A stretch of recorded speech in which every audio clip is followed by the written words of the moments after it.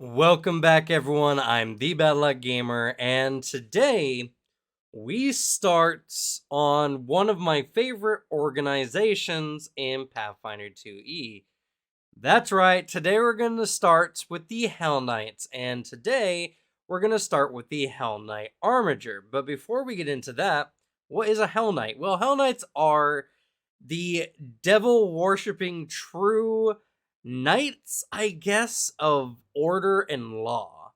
They are on the spectrum of any lawful alignment, which is going away technically, but even after the remaster, I mean, it's not like the concept of law disappears. Hell Knights will always be uptight, stringent, and to the letter when it comes to abiding by laws. And, well, abiding by laws they respect, which is a big part of it, and as well enforcing the laws. And the thing about Hell Knights is they worship the concepts that Asmodeus puts, because Cosmodius is kind of like the god of laws and contracts, and they admire the kind of hierarchy of hell, and they want to create a paradise on the material plane that mimics the stringent hierarchies of hell, which is very, very interesting. Now, most Hell Knights are on the lawful evil spectrum, tyrants who wish to make all others follow the law no matter what, and even those who wish to bend the law to their will. Not bend the law, it's more like they just want to be on the upper end of the laws and spectrum and all that kind of stuff. Legally mess people up. But Hell Knights can be lawful neutral and lawful good as well. And again, the whole concept of alignment is disappearing soon. I just want to enforce that it doesn't matter if they have good intentions or bad intentions, as long as they follow the law no matter what and adhere to laws to the highest degree. You can be a Hell Knight. So let's go ahead and get to the dedication so you guys can see what I'm talking about. So starting off, you're going to be a Hellknight Armiger, which is a Hell Knight in training who has not yet officially become a full Hell Knight. Now, in order to become a Hellknight Armiger, you must be a member of the Hellknight Order, so you must be in training of some kind, which that's all narrative stuff. There's not anything mechanically in game you can do, no feats you can pick up. It's just whether the GM allows you to be a part of the Hell Knights or not. As well, you do need to be trained in heavy armor and your order's favorite weapon. Now, we'll get to the orders soon, but it's more or less, most martial classes can easily get into the Hell Knights. Maybe they need to take a general feat to get heavy armor proficiency. And technically, there is a caster order, which is a little bit harder. In any regard, it's a really cool dedication. It has access, but access is only important if you are playing in society play, so we don't need to be worried. You don't need to worry necessarily about being from old Cheliacs. Now, what the actual dedication gives you is actually kind of cool. You get resistance to mental damage equal to all Hell Knight feats, Armiger or otherwise, that you select. Now, considering that you can do Hell Knight all the way to level 20 if you absolutely wanted to, that means that technically you can get 10 resistance to all mental damage, or sorry, 11. It's 1 plus your number of feats, which is really big. It's actually kind of huge.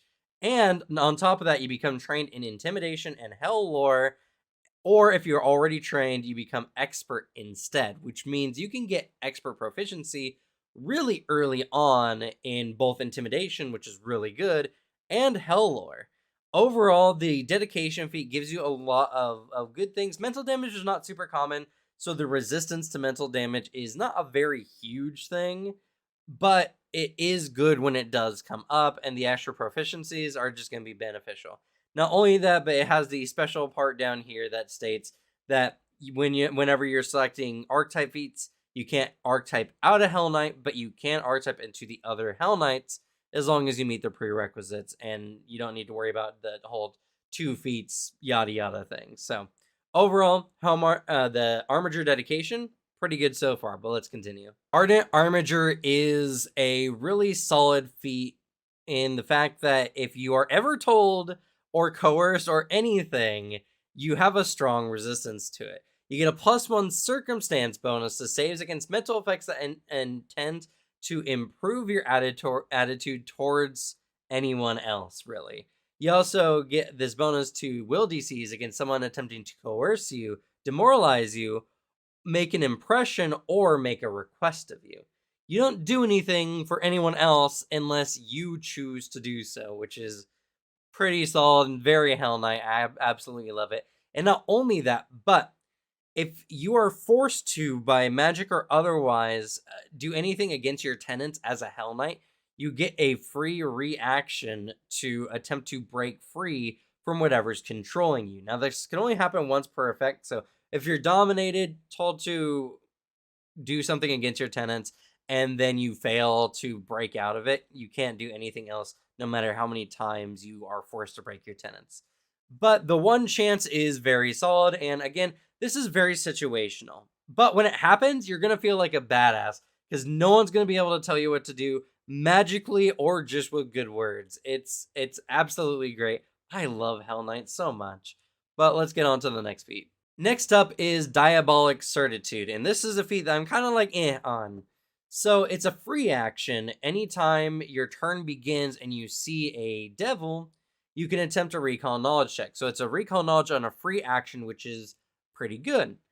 But the only benefits it gives you towards that is if you ever crit fail, you fail instead. So you can never give bad information on a particular devil of any kind. You either don't know what it is or you do know what it is, but you don't mistake its identity, which is good and interesting in an information sense or even a lore sense. But I don't like the fact that really, I wish it was if you crit fail, you fail instead, and if you get a success, you get a crit success instead. Regardless, the fact that it's a free action that you get at the start of your turn when in the presence of a devil is good. Granted, how often Hellknights might go against devils, it's hard to say for sure, but I do like this one, and it's a skill feat, so you don't even need to use your mainline feats to pick this one up. You can just pick this one up as long as you're trained as an Armiger as one of your skill feats, which is pretty good. Next up is Mortification, and this is just the most metal kind of feat, and I absolutely love it. So when you're going through your reckonings, which the reckonings are how Hellknight Armigers become Hellknights, you go through various forms of torture to, shore up your willpower or break you out of the Hellknights either way, or, a variety of things. And Mortification is a feat that allows you to demonstrate your torture training by giving you a resistance to either bludgeoning, piercing, or slashing damage based on the number of archetype feats you've gained in Hellknight Armiger or Hellknight. So again, similar to the mental one you get for the dedication, you get one of the core damage types in the game, which is bludgeoning, piercing, or slashing, and you gain a resistance to it. And it's not +1, it's just equal to your feats at this point. And, whenever you gain a feat, you gain another point of resistance. Regardless, that's really cool. And again, if you do 1 to 20, you're going to get 10 resistance to one of the pretty core damage types in the game, which is absolutely nuts. And I love the idea that your character has just been slashed so many times by a whip that they just don't feel it anymore. And their skin is toughened to the point that it resists it. It's super metal, and it's really awesome. Next up is Armiger's Mobility, and this is a really cool one. So essentially what it does is Hellknight armor is plate armor. It is heavy armor. It normally reduces your speed while wearing it by 10, by 5 if you meet the strength requirement. So no matter what, unless you have a special feat, you can't get to below a -5 status penalty to your speed while wearing heavy armor. Well, this one negates that. Whenever you're wearing heavy armor and you meet the strength requirement, you reduce the penalty by 10 rather than 5. So if you're wearing Hellknight armor, you don't have a speed penalty, which is pretty huge. I even like the fact that if you are a dwarf with the Unburdened Iron feat, which is a feat that essentially gives you, reduces... Actually, the feat doesn't allow you to suffer any speed penalty from armor you're wearing, which is pretty cool. But if you are a dwarf that has this feat, you actually get a 5 increase speed to your in general walking speed. So It doesn't state whether you're wearing armor. I find it funny to think that if you're wearing armor as a dwarf, you're just faster. But I think what this means is that if you pick this feat up and you're a dwarf with unburdened iron, you also just get a free 5 foot speed increase, which is pretty cool. So dwarf Hellknights, something to consider for sure. This is actually really cool. It also helps dwarves because dwarves are naturally slow. They have a 20 speed rather than 25, which is a little rough. And overall, this is just really good. This can make it so it's not a pain in the ass to wear your Hellknight plate, which is very good. All right, next, I'm going to go over 2 feats, but mostly we're going to be going over the orders. So the next 2 feats that you can pick up are Order Training and Advanced Order Training. Now, Order Training gives you the lesser benefit for your Hellknight Order, and Advanced Order Training gives you the greater order benefit for your Hellknight Order, which really cool, very self-explanatory. You can pick this up at level 8 then 12 respectively. But what does that mean? What do you get when you select these features? So we're going to actually go over the Hellknight orders. And while I'm not going to go into each ability here, as that's going to slow things down significantly, what I am going to do is give you a very brief overview of the order, what they do, and what their benefits are like. So first up, Order of the Chain. Their favored weapon is the flail, so if you want to become an Order of the Chain member, you need to be trained in at least flails. And their biggest thing is apprehending those who flee from justice. Their first benefit gives you bonus, or allows you to grapple more easily, and you don't even need a hand free if you're wielding a flail. And Sturdy Bindings makes it much more difficult for them to escape your grasp. You never crit fail a grapple, and whenever you get a success, you get a crit success instead, which is absolutely amazing. Order of the Chain is really good if you're playing some kind of grapple build of really any kind. Order of the Gate is the magic order of the Hellknights. It's where the vast majority of the Hellknight signifiers are, which Hellknight signifiers are their spellcasters. Typically, they're lower in the caste system than normal Hellknights, but in Order of the Gate, they are equal to Hellknights, which is really cool. Their favorite weapon is a dagger, which almost, I think, any class is trained in automatically because it's a simple weapon. So you don't even need to worry about that, which is good and something to consider for sure. And you do actually need to be a spellcaster, but we'll get more into that when we get into the signifiers. They gain the ability to locate people with the locate spell, and they get the ability to summon devils to aid them. Order of the Gate is really cool if you're a spellcaster and you want to have a devil minion helping you out in your various enforcing of the law. Next up is Order of the Godclaw. Their favorite weapon is the Morning Star, which is a pretty good mace. And overall, what they do is they gain a domain for any of the Godclaws, because Godclaw is a pantheon you can actually follow in the game. You gain one of their domain initiate focus spells, and their Greater Blessing actually allows you to heal your allies once per day, which is a pretty solid extra benefit. There's also some other things mixed in there as well, but like I said, I'm not going to go all into it here.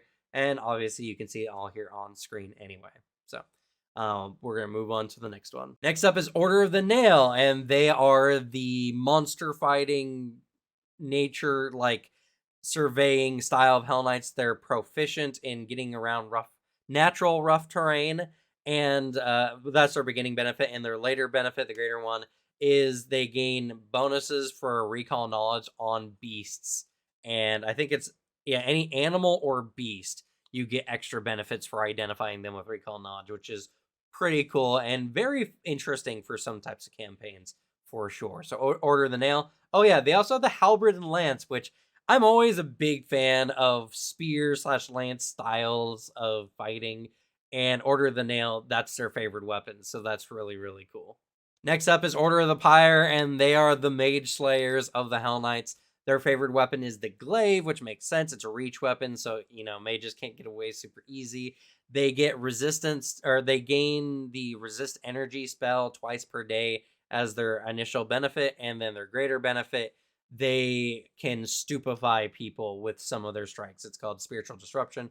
Pretty cool ability. Like I said, it's all on here. Not going to get into it, but it's a really cool one, and they're just the biggest bane for anyone who is trying to cast spells. It's pretty solid. Or actually say anything heretical, which I think is awesome. Next up is Order of the Rack. They are the destroyers of unnecessary history, and yeah, they're pretty much the ones who go around and make sure that the common people don't get too smart. Their favorite weapons are the longsword and the whip, which is pretty cool. You can technically dual wield those as well. They get the ability to more easily perceive through and break illusions, and their greater benefit allows them to silence people, giving them a good old throat jab so it's hard for them to speak or even cast spells as well, similar to Pyre. Overall, very interesting, but probably one of the more evil orders if you're going by what their normal tenets are worked around. Last up is Order of the Scourge, and they are the more frontline fighters of the entire Hellknights. Their main thing is to kind of be the frontline warriors. They are also completely focused on removing bad forms of governments. They'll literally go into other countries, observe the upper government. If they're too corrupt, they go in and wipe them out. It's really cool. Their first benefit mostly just makes them a fighter. They get the bravery feature. They reduce fright and condition, all that kind of stuff. And their second one is Seek Injustice, which gives them X-ray vision. They can see through any non-metal or lead kind of materials up to a certain distance to find any secret compartments or the like, which is cool. They just train hard enough to see through things.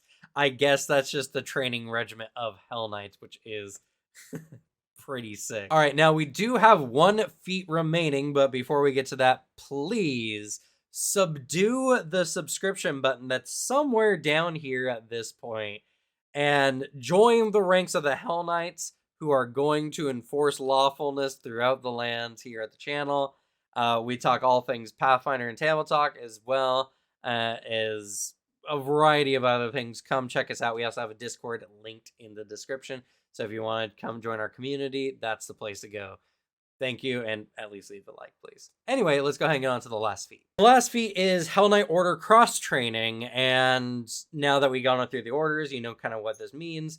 It allows you to select the initial benefit for the other orders, other than your own, and you can select this particular feat multiple times so that you can eventually become trained in all the initial benefits of the other orders, which is kind of cool. And it's represented by this way, by saying that this represents your time spent training with other members of orders to learn their various techniques and teachings. Now, if your character has crossed an order in some way, it actually states that you cannot get their training. So if you have some in-game reason why you've pissed off one of the orders, well, you're kind of SOL.